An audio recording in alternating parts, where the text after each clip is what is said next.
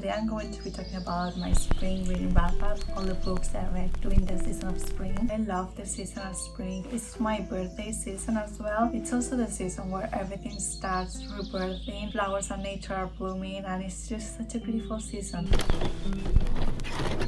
For historical fiction, I have Pachinko by Min Jin Lee. In this book, we follow 4 different generations of a Korean family that have to immigrate to Japan. This was before and during and after the war between Korea and Japan. The first 2 generations that we follow, I really like them. Dunja, I feel like it's just such a sweetheart and I wish I could protect her at all costs. Then their kids, Dunja's kids, when they were younger and teenagers, I really liked following their life and just seeing how they grow up and how they become men. But then when they're older and then the 4th generation starts and you have them going to America and you have them, adapting to the modern world, I didn't like them so much. Every single character in this book is flawed in some way, and that's very realistic. We all have flaws and we all have things that, we should change about ourselves. But there are some people in this book, the actions that they take, I just cannot look past them. There are some characters that do or say certain things that I'm just like, no,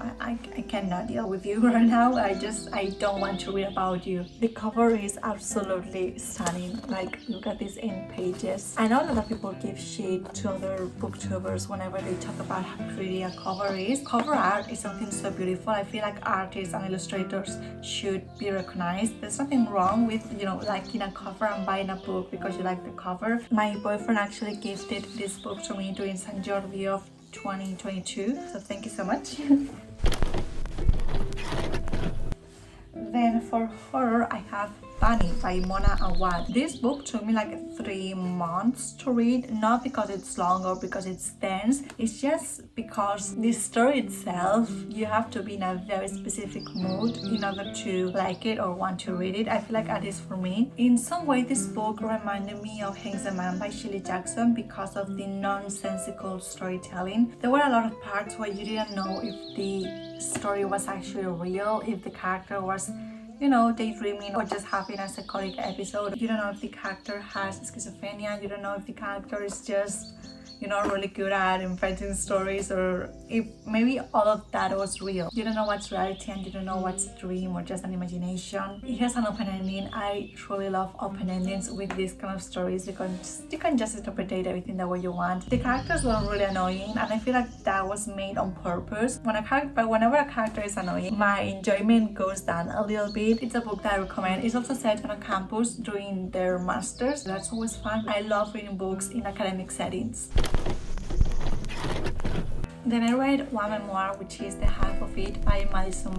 This girl, I feel like she's the first case of very severe online bullying for someone that is just bullied for the sake of who they are and not because they did something bad. When she was a teenager, she was so severely bullied.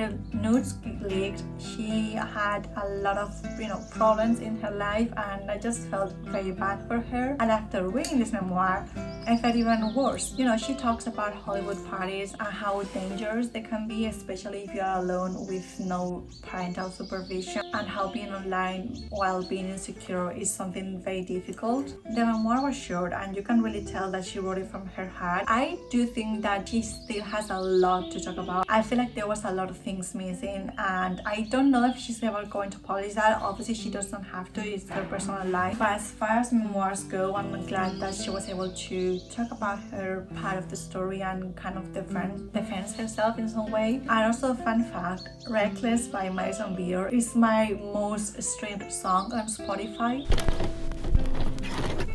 Then for dystopian, I read the entire Hunger Games series, the Ballad of Songbirds and Snakes, The Hunger Games, Catching Fire, and Mockingjay. The main Hunger Games trilogy, I read them when I was a teenager. I actually unhauled those books when I was moving between flats because I moved around a lot, so I had to unhaul some books for the sake of moving. So I had to get rid of my original copies. I decided to read The Ballad of Songbirds and Snakes because of the movie trailer. It came out and it looked amazing. After it came out, I watched the movie trailer like once a day for like 2 weeks. I don't know why, like I was really excited. I'm still excited for it. It's coming out on Thanksgiving, which is November. I don't know the date because I'm not American, so I don't know the specific date of Thanksgiving, but I know it's at the end of November. I cannot wait to watch the movie with Rachel Ziegler, hear her sing songs, just be back in the Hunger Games universe. Dystopian movies and books were my everything when I was a teenager, so I'm really excited to go back to them. My overall thoughts in this series is that it's much better than I remembered. The Ballad of Songbirds and Snakes was really good. I have a reading vlog for that book if you want to watch it. We only get Snow's point of view and what he feels and what he thinks. We don't get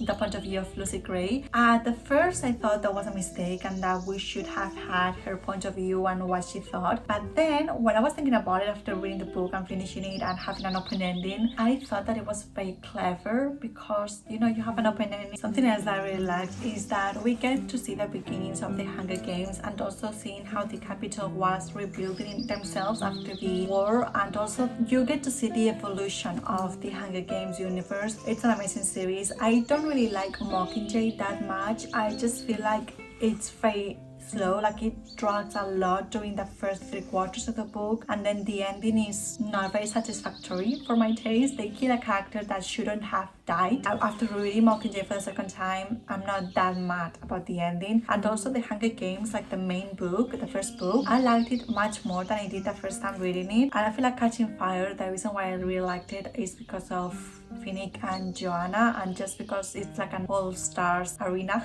That sounds so bad, but it's like all the winners get together into one arena. So for witchcraft, I read the complete Grimoire, Magical Practices and Spells for Awakening Your Inner Witch by Lidia Pradas. This book was free on Prime Reading. Like every other Grimoire, this book is for beginners. This is like an introduction to witchcraft and also her beliefs and how she practices witchcraft. The book has really good graphics, so you can easily understand anything that has to do with witchcraft and the seasons, the spells, and all of that. So I think it's a really good Grimoire.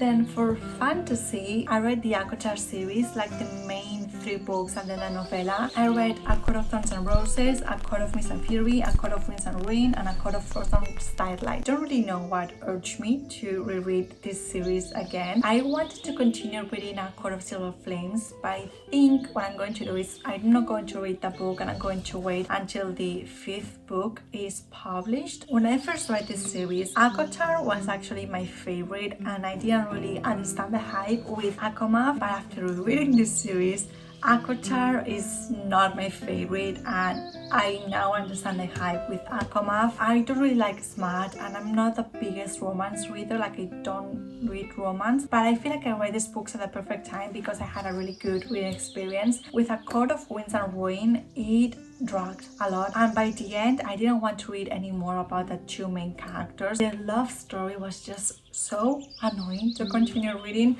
I'm not going to name the names just in case you haven't read them. I don't want to spoil anything. A Court of Frost and Starlight, there's a scene with the 2 main characters that the novella was just weird. I liked the part where they were exchanging gifts and they were, doing snow fights. Those parts were cute. For true crime, I read The Lady Killers, Deadly Women Throughout History by Tori Telfer. This book was very gruesome and it was graphic in a lot of parts, but it was interesting as well. There's every single trigger warning that you can imagine in this book. It's gruesome. I'm very sensitive when it comes to these things, so some parts I just have to skip a little bit because I didn't want to read certain details of how they torture people. If you like criminology and history, I think it's a fascinating book to read. For modern classics, I read Fiesta, The Sun Rises by Ernest Hemingway. So this is my 3rd Ernest Hemingway book and it's obviously not going to be my last because his writing style is really good. I really enjoy it. The best way I can describe his books, at least for me, like my reading experience, is that his writing style is amazing, but his plot and characters are a tad boring. There's never character development. The plot is not boring, it's just that the plot is like an everyday occurrence, like things that are happening every single day. Whenever I read his books, I'm reading a diary of someone that is just writing like, we went to this cafe and we ate this and then we went there, it was warm, and his writing style is like that. So I understand that it's not for everyone. This book is set between Paris and Pamplona, which Pamplona is in the north of Spain. They go to Pamplona for the San Fermines. I hated reading about bullfighting and Las Carreras de San Fermines. There's not a translation for Carreras de San Fermines in English. They actually talk about that in this book, but I don't like tauromaquia and everything that has to do with,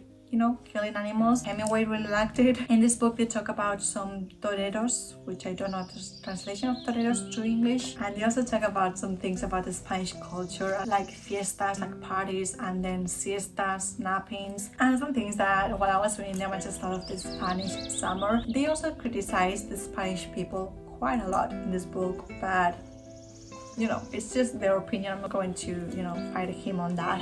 So these are the books that I read during the season of spring. Well, these books are the ones I don't own physically. I hope you guys liked this video and I will see you very soon. Bye!